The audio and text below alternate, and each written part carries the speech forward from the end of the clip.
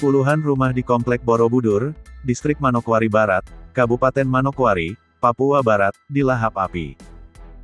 Seorang warga Manokwari, Hamka mengaku, kebakaran diperkirakan sekitar pukul 11.30 waktu Indonesia Timur.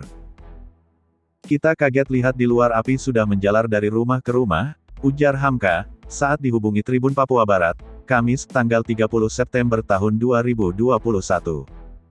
Awalnya, api mulai dari rumah di sekitar pantai. Kita lihat api menjalar sangat cepat, karena rata-rata rumah di Borobudur, dibangun dari bahan kayu, papan tuturnya.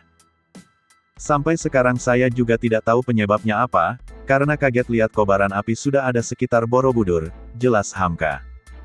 Ia mengaku, hingga saat ini api belum juga padam. Angin juga cukup kencang, jadi api cepat sekali, imbuhnya.